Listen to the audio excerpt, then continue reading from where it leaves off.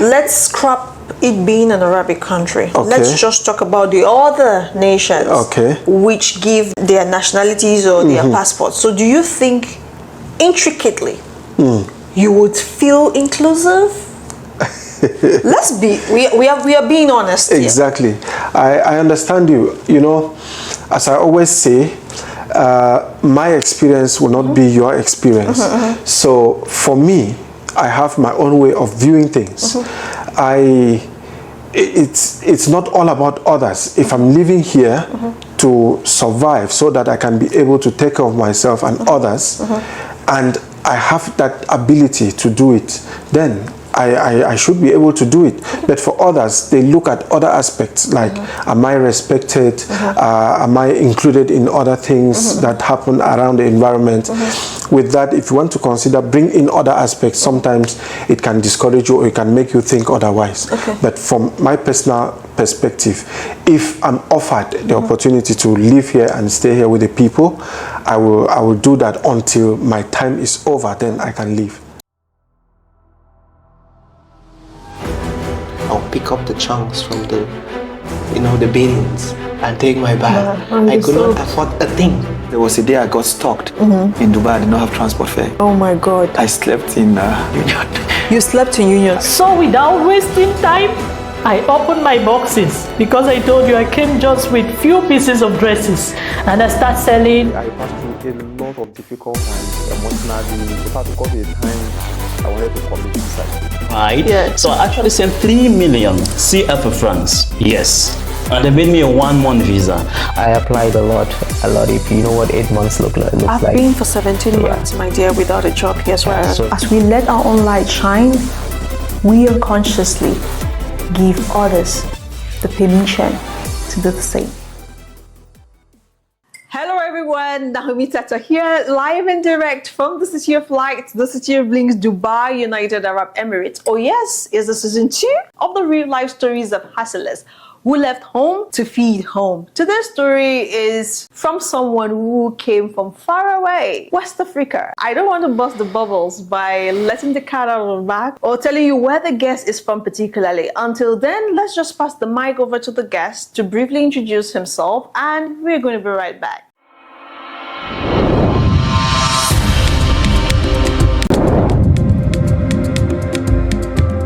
Hi, I'm Shanji Walters and I'm here to talk about Work and Philanthropy Foundation, Washroom, and our project for this year. Work and Philanthropy Foundation has existed since 2010 and we have been registered in 2016 as a non-governmental youth-led humanitarian foundation. Our key focus areas are on education, the environment, and humanitarian activities in local communities. If you look around you today, you will realize that there are so many people in need. A lot of people need your support in one way or the other. Work and Philanthropy Foundation has identified a local community where we want to support them with educational need. The first thing is we have realized that so many children of school-going age are unable to go to school simply because they lack basic school needs. The second thing is some of them who are able to go to school cannot perform well. Why? Because they don't have what it takes to study well. And to make a bad situation worse, for over 6 years, this part of the country has been going through political instability, and this has rendered a lot of children unstable. We want to give a helping hand and do the best we can so that they can study well and also become great leaders tomorrow. I'm from Cameroon, precisely from the northwest region, and I'm from Wimbomland. And when you see this is culture, and as part of culture, I must say a word in my mother tongue. Me lonfi sine ancha ni mwana wewe sisi yeme. Akedi yongshi Wimbom wewe so you abdi JJJ. It's a wonderful time to be here at Mbengi's World to share a word and to encourage people who are resident here in the United Arab Emirates. I think more will be said in the course of our interaction. Thank you. Thank you so much, Mr. Walters, for coming to Mbengi's show to inspire and motivate others. I know you have a very busy schedule, and that's why I'm thanking you for taking out your time from your busy schedule to be here to support my growth on YouTube. I'm really very grateful. Thank you. All right. With the introduction you've given to us, can you describe yourself in 3 words? Nchanji Walters is a teacher. Speed. And we have a problem on the board concerning speed. So let's look at our first example. The question says, a car left town A at 10 a.m. and reaches town B at 4 p.m. It covers a distance of 300 kilometers. A, how long does it take to arrive town B? And B, calculate the average speed of the car. This is our main focus. But because knowledge has no bounds, we want to equally calculate the time that it takes from town A to town B.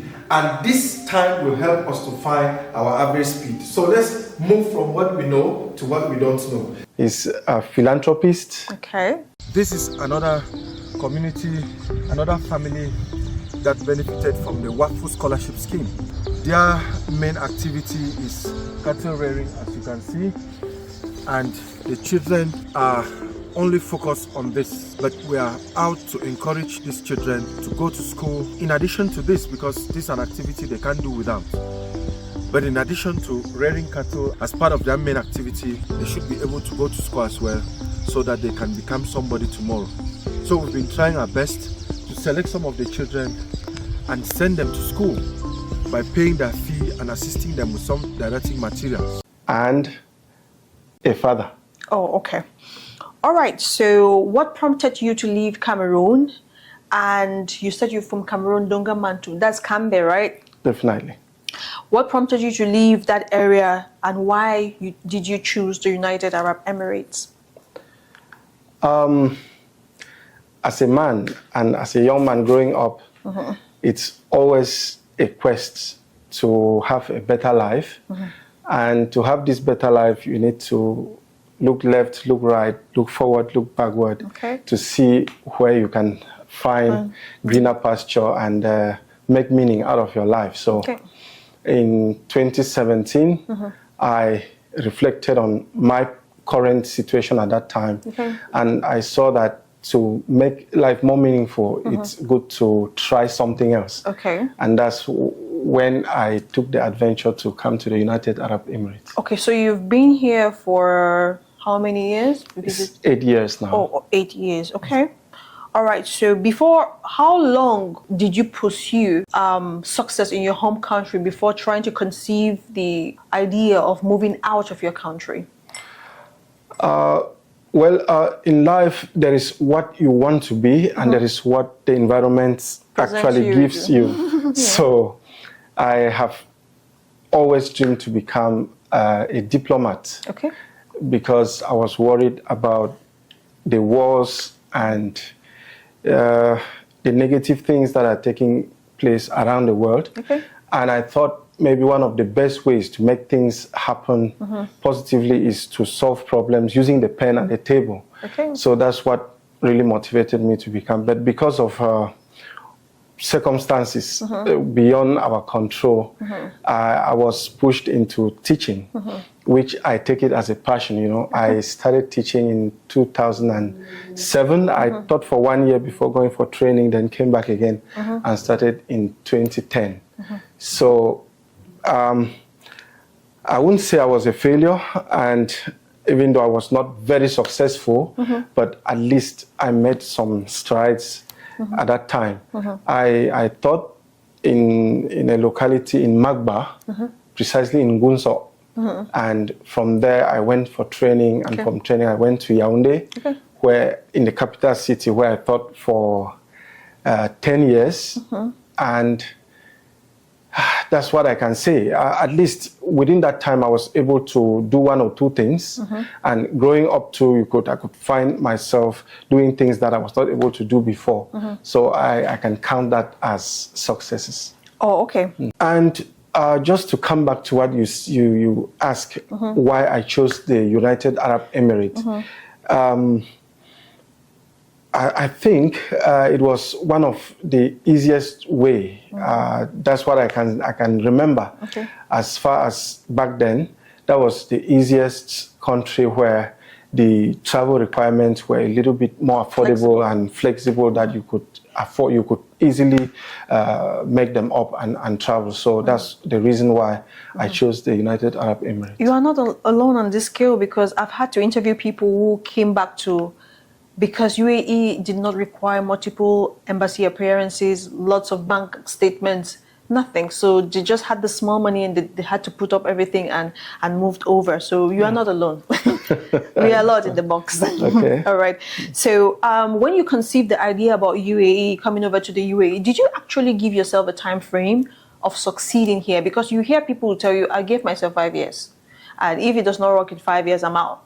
So were you one of those who actually had time frames or have time frames of succeeding here? Yes, a conscious person will do that, because you cannot just be working haphazardly or at random. You must have a timeline where you want things to happen.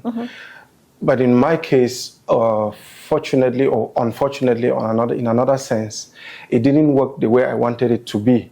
However, each of those time frames taught me a lesson, and I adapted so fast. And still had to make things work for myself, because I realized that one of the best ways to succeed and to work within your timeline is to adapt to any new environment that you find yourself, and adopt new ways of successes. Oh, okay. All right. So, so how long did you give yourself? You said a conscious person is that one person that is going to have a defined timeline on when to do this and that. So tell me, how long did you, or have you given yourself to be successful here? Somehow I can say I was misled, because before I came here, the story about Dubai, which is the United Arab Emirates, it's known as Dubai, but the country is actually United Arab Emirates. The stories that I heard before coming was like, oh, once you get there, everything will just move smoothly. And I say, okay, within 1 year, I'll do this. Within 2 years, I'll do that. Within 3 years, I must have done that. But unfortunately, when I came on the ground, the story was different. But the good thing is, I still love what happened, because all of what happened was a source of inspiration, and it's what I can say. What I am today is because of the delays that I had, or the disruption that I had on the timeline that I had set before. All right, you're still wanting to shift, not wanting to give us that timeline. Give us a number, okay? Just give us a number so we can be working with it, because there are questions here with regards to the timeline.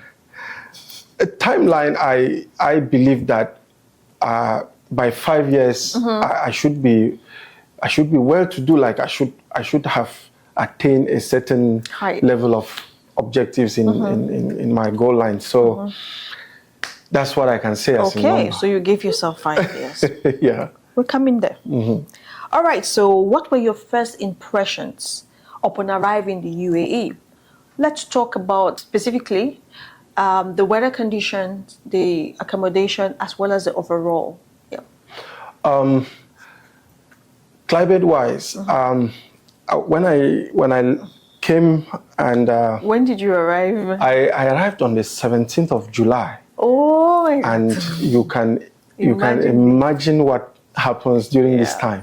This is when we have restrictions of people walking out, So when I left the airport and came outside, that's when I came out of the airport, I couldn't face down. My head was up because the heat was unbearable, Sometimes we think our dry season in Cameroon is hot, but when you feel heat, that's when you can know that there is two types. There is heat and there is heat. And there is heat. So it was very hot, and I was imagining how I'll cope with time. But today, one can really live with it. Okay. That's as far as the climate is concerned. Then, looking at the atmosphere, I saw the working age group. I could not find very young people. I couldn't find very old people. It was made up of just a kind of age group that is active, everybody moving up and down, and that activity pushes one not to be slack. So that's what I can say. I can remember back then. And also, as far as what was the other aspect of it? The other aspect was accommodation. Accommodation. When you got there and they told you, this is where you're going to stay. I had a glimpse of it because before coming, I was asked to pay, back home you think of paying for a room, but when I was coming, they said prepare money to pay for a space, a bed space, as they will call it. So when I came and I found, I saw where I was going to live, it was surprising. But at the same time, I knew that there are going to be changes because there is a change in environment. Okay. So it was a little bit uncomfortable for a few weeks, but after that, we had to accept the fact. All right, as a teacher back in Cameroon, and you've done like 10 years of teaching, did you make any research about United Arab Emirates before coming here? I could not come here blindly. I had to make some searches about the United Arab Emirates before coming. And what I got online was amazing. But I thought that when I come, I'll just find a job easily, as others will say. But on the ground, it was something else. So I had to do a lot before getting into the classroom. Oh, okay. So can you be candid enough to tell us your age or age brackets you were in when you left Cameroon for greener pasture?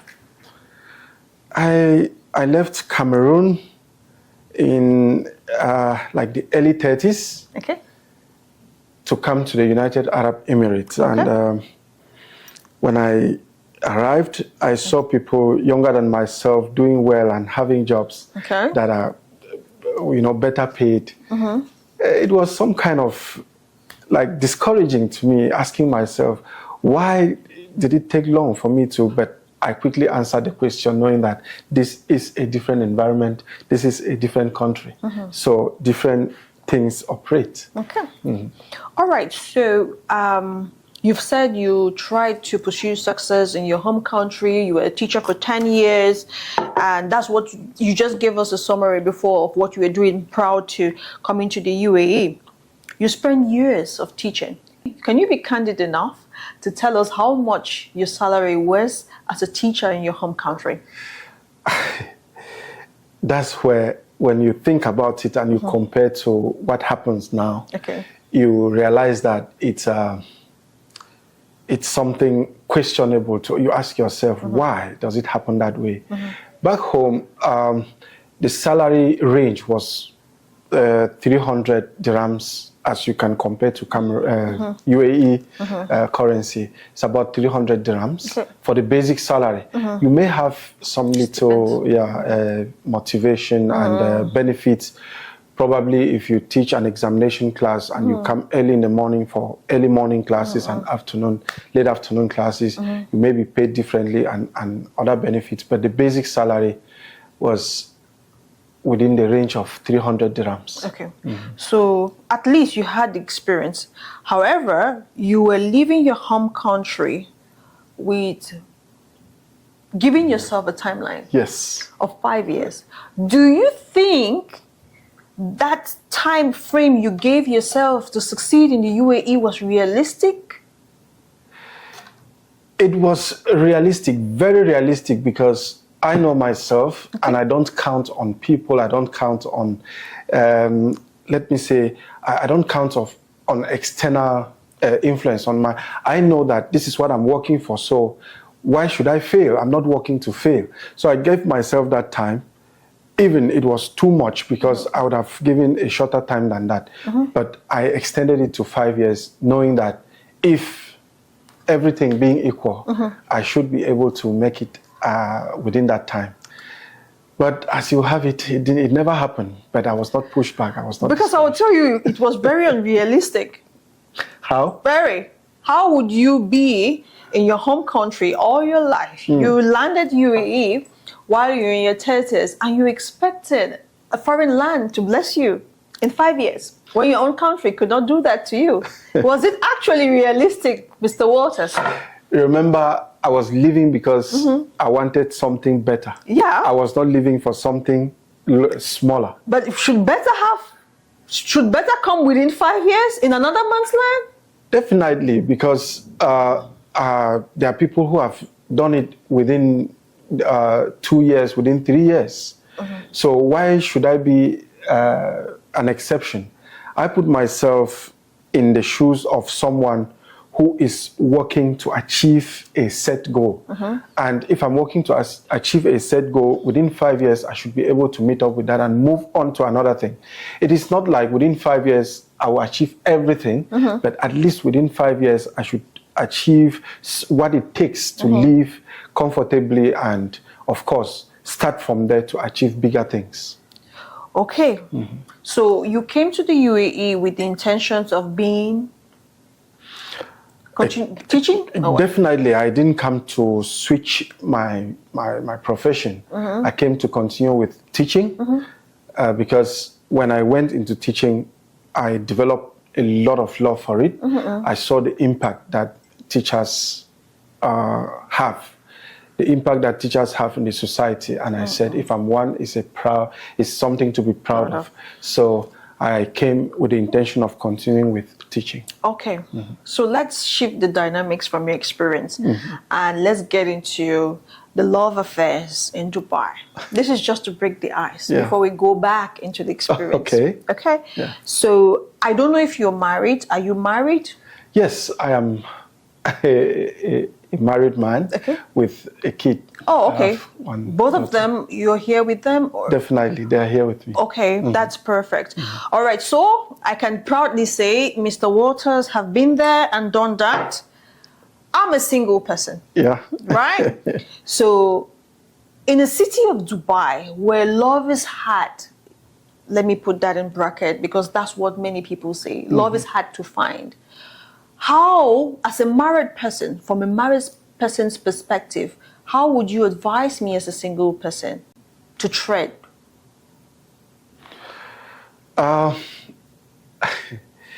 So I can actually find someone that is going to want me for long-term and possibly marriage.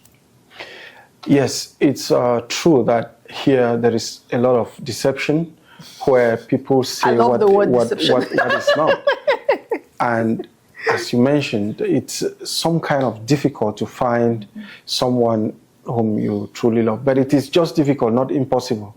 So what I can say from my personal experience or from what I have observed as a keen observer, I think it's just to be able to follow your heart. And while following your heart, you have to be open. Okay. Open to ask questions and make findings. If it is, for instance, if you want to go out with someone whom you want to settle with as a husband or as a wife, what you should do, you must go an extra mile, which means apart from just being open and observant, you have to look beyond to see what is hidden. You can ask questions of the person's background, like back home, to know more about the person. And of course, your discussions and interaction with the person should not be immediate, pleasure, but it should be a kind of visionary, long-term settlement. And if the person's discussion is not in line with what you want, you have to take a decision then. Okay, so do you think there are particular places here in Dubai where, as a single person, you can go to find love? Because see, I don't know how prominent you are on the social media space. You would always hear on these live sessions, people would tell you, because now they have a new tag, high value men. So they'll always try to coach ladies on how and where to go to attract those high value men. So do you think there are places like that in Dubai? And if yes, just name them for us, so make I go define them. This is not a question to pull along. The best place to find the best man or the best woman is just around you. Okay. You don't have to go elsewhere. if you want to attract a good man, you should be a good woman. Give value to yourself and be valuable so that someone else can value you. Okay. If you think it is somewhere else, well, it works for others, but when it comes to love, it is not something that it has a standard, because different people meet their partners in different places under different circumstances.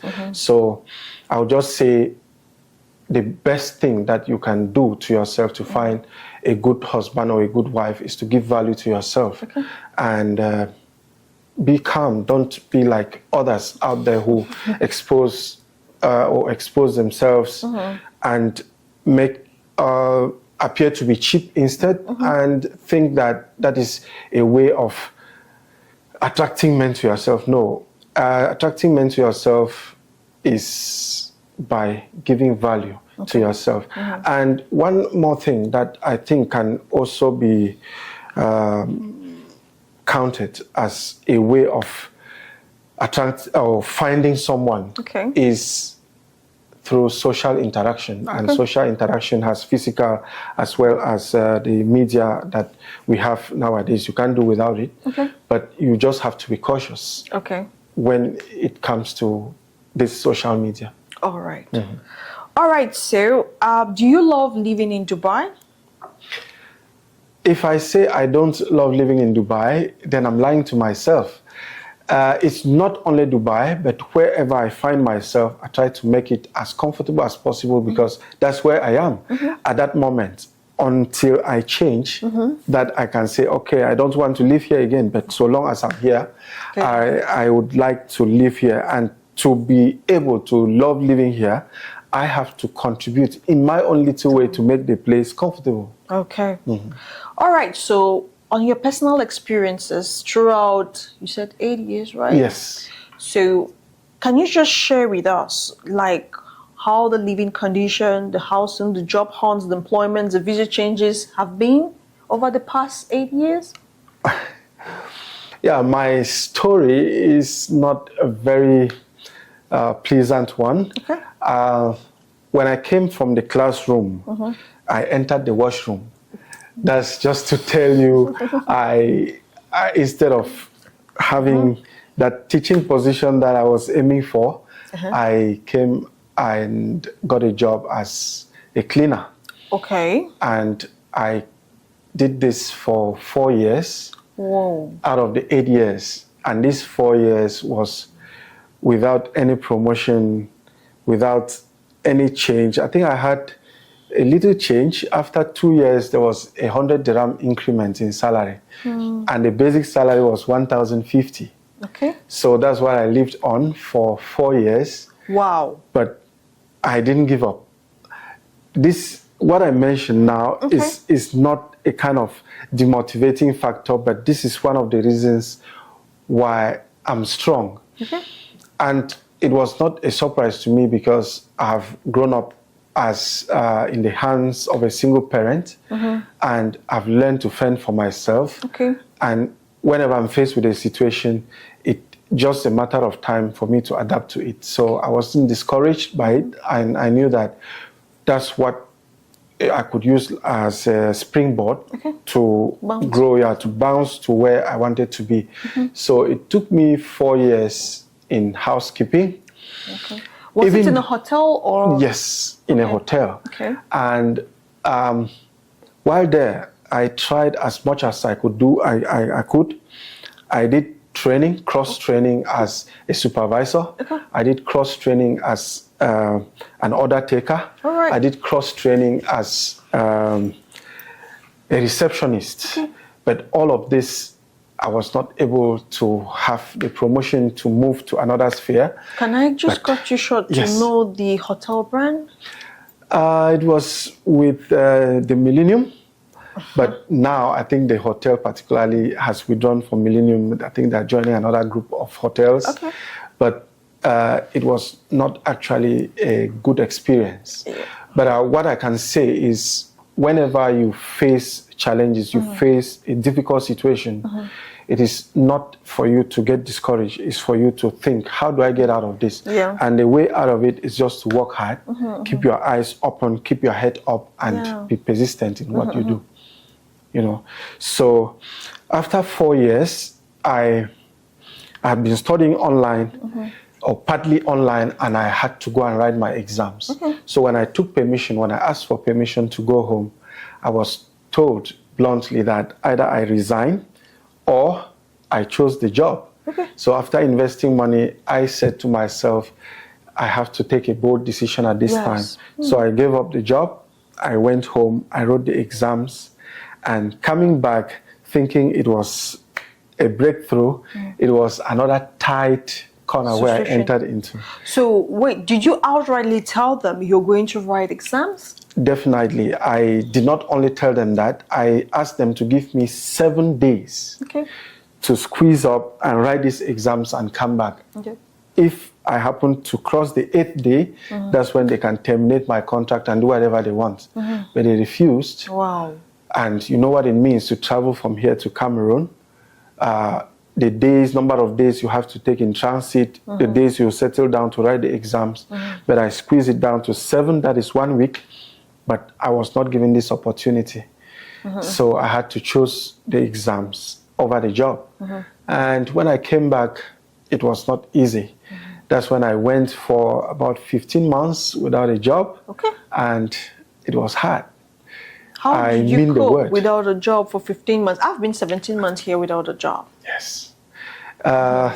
It was just robbing Peter to pay Paul. You borrow from A, you go for visa change, as we call it, to extend your visa. And when you come back, it's B is asking, you go to C, you borrow, you pay B. When time reaches, you go to D, you get again, you go for visa change. Hoping, if I knew that it was going to take that long, I would have just gone for this 2 years visa, even though it was difficult to raise the money. Yeah, but I thought that, okay, within these 3 months, I'll be able to find a job, but it was not coming forth. So I kept pushing until 15 months were over. That's when I had a little thing to be doing. So what was the little thing you did? After 15 months, I met a parent who asked me to be taking the child to school. And that was another shift in my teaching career. This was a physically challenged learner, and I was asked to be taking him to school. And this is not something I've done before because it has to do with special educational needs. So that was the beginning of my new aspect or new part of teaching, which is I am into now as a special educational needs educator. So I took this child to school, and after a year, that was counted as an experience.